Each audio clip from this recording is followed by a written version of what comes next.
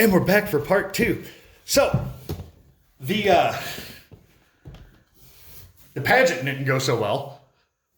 And now they have left. And they're walking across the yard of the school. And Jim keeps stopping Scout and is like, listen, I think I hear something. But Scout doesn't hear anything, but she couldn't hear anything anyway. She's got that ham costume on. Hush a minute, Scout, he said, pinching me. We walked along silently. Minute's up, I said. What you thinking about?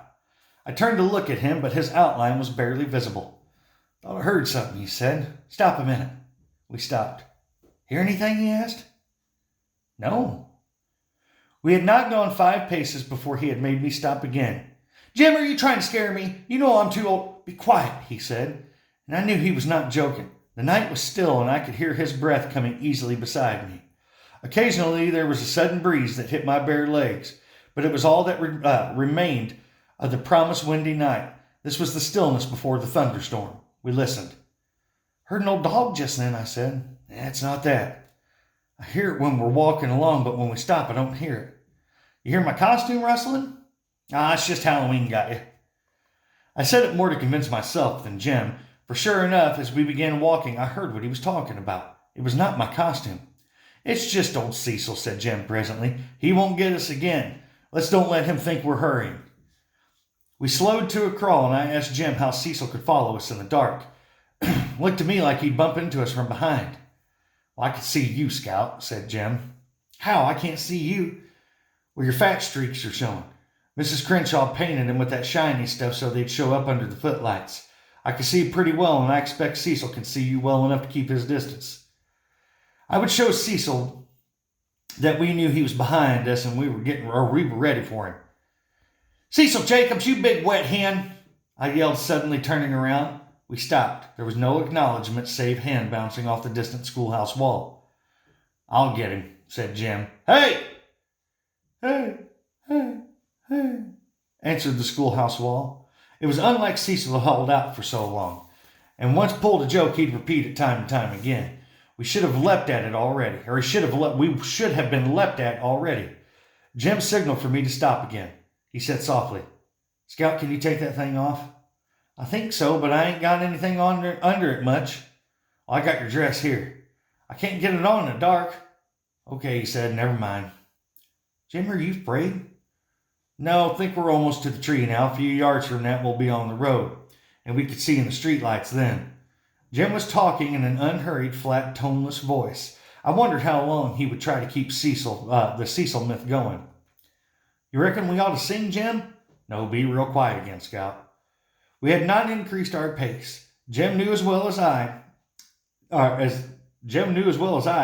it was difficult to walk fast without stumping a toe, tripping on stones or other inconveniences. And I was barefooted. Maybe it was the wind rustling in the trees, but there wasn't any wind, and there weren't any trees except the big oak. Our company shuffled and dragged its feet as if wearing heavy shoes. Whoever it was wore thick cotton pants. What I thought were trees rustling was the soft swish of the cotton on cotton.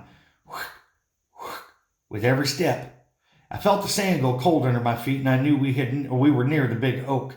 Jim pressed my head, and we stopped and listened. Shufflefoot had not stopped with us this time. His trousers switched softly and steadily. They were stomped. Then they stomped. He was running towards us with no child's steps. Run, Scout! Run! Run! Jim screamed. I took one giant step and found myself reeling, my arms useless in the dark, and I could not keep my balance. Jim! Help me, Jim! Something crushed the chicken wire around me. Metal ripped on metal, and I felt the ground and rolled as far as I could, floundering to escape my wire prison. From somewhere near there came a scuffling, kicking sounds of shoes and flesh scraping dirt and roots. Someone rolled against me, and I felt Jim. He was like lightning pulling me with him. Though my head and shoulders were free, I was so entangled we didn't get very far. We were nearly to the road when I felt Jim's hand lead me, felt him jerk backwards to the ground, more scuffling, and then there came a dull crunching sound and Jim screamed. I ran in the direction of Jim's scream and sank into the flabby male's stomach. Its owner said, "Oomph," and tried to catch my arms, but they were tightly pinioned. His stomach was soft, but his arms were like steel. He slowly squeezed the breath out of me. I could not move. Suddenly, he was jerked backwards and flung on the ground, almost carrying me with him. I thought, Jim's up. One's mind works very slowly at times. Stunned, I stood there dumbly. The scuffling noises were dying. Someone wheezed, and the night was still again. Still but for a man breathing heavily and staggering. I thought he went to the tree and leaned against it. He coughed violently, a sobbing, bone-shaking cough. Jim? There was no answer but a man's heavy breathing. Jim? Jim didn't answer. The man began moving around as if searching for something. I heard him groan and pull something heavy along the ground. It was slowly coming to me that there were now 4 people under the tree. Atticus? The man was walking heavily and unsteadily towards the road. I went to where I thought he had been and felt frantically along the ground, reaching out with my toes. Presently, I touched someone. Jim? My toes touched trousers, a belt buckle, buttons, something I could not identify, a collar, and a face. A prickly stubble on the face told me it was not Jim's. I smelled stale whiskey. I made my way along in what I thought was the direction of the road. I was not sure because I had been turned around so many times, but I found it and looked down to the street light. A man was passing under it. The man was walking with the staccato steps of someone carrying a load too heavy for him. He was going around the corner. He was carrying Jim. Jim's arm was dangling crazily in front of him. By the time I reached the corner, a man was crossing our front yard. Light from our front door framed Atticus for an instant. He ran down the steps, and together he and the man took Jim inside. I was at the front door when they were going down the hall, and Aunt Alexander was running to meet me. Call Dr. Reynolds. Atticus's voice came sharply from Jim's room. Where's Scout? Here she is, Aunt Alexander called, pulling me along with her to the telephone. She tugged at me anxiously. I'm all right, Annie, I said. You better call. She pulled the receiver from the hook and said, Eula May, get Dr. Reynolds, quick. Agnes, is your father home? Oh, God, where is he? Please tell him to come over here as soon as he comes in. Please, it's urgent. There was no need for Aunt Alexander to identify herself. People in Macomb knew each other's voices. Atticus came out of Jim's room. And the moment Aunt Alexander broke the connection, Atticus took the receiver from her and he rattled the hook and then said, Eula May, get me the sheriff, please. Heck, Atticus Finch. Somebody's been after my children. Jim's hurt. Between here and the schoolhouse. I can't leave my boy. Run out there for me, please, and see if he's still around. Doubt if you'll find him now, but I'd like to see him if you do. Go to it now. Or got to go now. Thanks, Heck. Atticus, is Jim dead? No, Scout. Look after her, sister, he called as he went down the hall. Aunt Alexander's fingers trembled as she unwound the crushed fabric and wire from around me. Are you all right, darling? She asked over and over as she worked me free. It was a relief to be out. My arms were beginning to tingle, and they were red with small hexagonal marks. I rubbed them and they felt better. Annie, is Jim dead? No, darling, he's unconscious. We won't know how bad. I almost started doing English right there. We want to know how badly. We won't know how badly he's hurt until Dr. Reynolds gets here. Jean Louise, what happened? I don't know.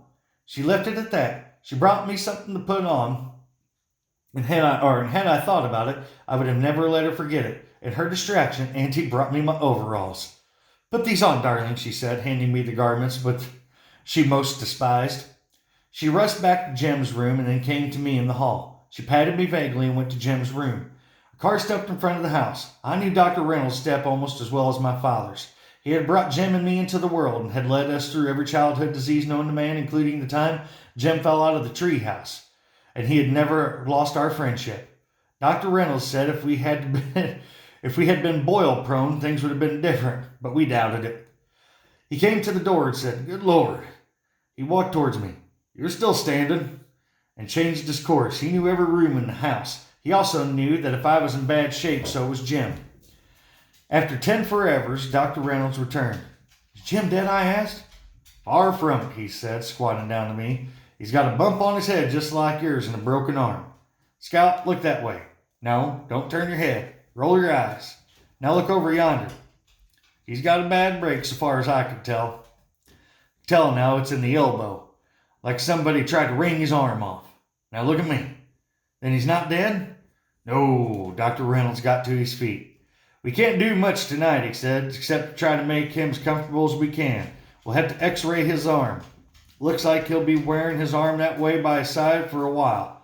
Don't worry, though. He'll be as good as new. Boys his age bounce. While he was talking, Dr. Reynolds had been looking keenly at me like the finger in the bump that was coming on my forehead. You don't feel broke anywhere, do you? Dr. Reynolds' small joke made me smile. Then you don't think he's dead then? Then you don't think he's dead then? He put on his hat. Now I may be wrong, of course, but I think he's very alive. Shows all the symptoms of it. Go have a look at him, and when I come back, we'll get together and decide. Dr. Reynolds' step was young and brisk. Mr. Heck Tate's was not.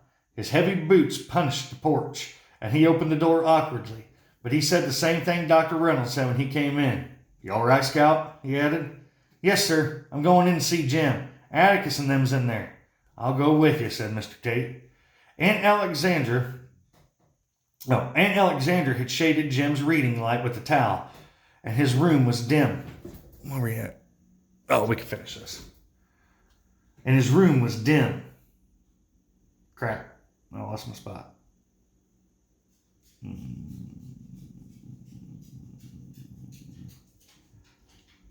Oh, there it is. Jim was lying on his back, and there was an ugly mark going along one side of his face. His left arm lay out in front of his body, his elbow bent slightly, but in the wrong direction. Jim was frowning. Jim? Atticus spoke. He can't hear you, Scout. He's out like a light. He was coming around, but Dr. Reynolds put him out again. Yes, sir, I retreated. Jim's room was large and square. Aunt Alexandra was sitting in the rocking chair by the fireplace. The man who brought Jim in was standing in the corner leaning against the wall. He was some countryman I did not know. He had probably been at the pageant and was in the vicinity when it happened. He must have heard our screams and come running. Atticus was standing by Jim's bed. Mr. Heck Tate stood in the doorway. His hat was in his hand and a flashlight bulged from his pants pocket. He was in his working clothes. Come in, Heck, said Atticus. Did you find anything? I can't conceive of anyone low down enough to do a thing like this, but I hope you found him. Mr. Tate sniffed. He glanced sharply at the man in the corner, nodded to him, and then looked around the room at Jim and Aunt Alexandra and then Atticus. Sit down, Mr. Finch, he said pleasantly. Atticus said, Let's all sit down. Have that chair, Heck. I'll get another one from the living room. Mr. Tate sat in Jim's desk chair. He waited until Atticus returned and settled himself. I wondered why Atticus had not brought in a chair for the man in the corner, but Atticus knew the ways of country people far better than I. Some of her rural clients would park their long-eared steeds under the chinaberry trees in the backyard, and Atticus would often keep appointments on the back steps. This one was probably more comfortable where he was. Mr. Finch, said Mr. Tate, tell you what I found. I found a little girl's dress. It's out there in my car. That your dress, Scout? Yes, sir, if it's a pink one with smocking, I said. Mr. Tate was behaving as if he knew, or if he were on the witness stand. He liked to tell things his own way, untrammeled by the state or by the defense. And sometimes it took him a while. I found some funny-looking pieces of muddy-colored cloth. That's my costume, Mr. Tate. Mr. Tate ran his hands down his thighs. He rubbed his left arm and investigated Jim's mantelpiece, and then he seemed to be interested in the fireplace. His fingers sought his long nose. What is it, Heck? Said Atticus. Mr. Tate found his neck and rubbed it. Bob Yule's lying on the ground under that tree down yonder, with the kitchen knife stuck up under his ribs. He's dead, Mr. Finch. Ooh, that's a good space to stop.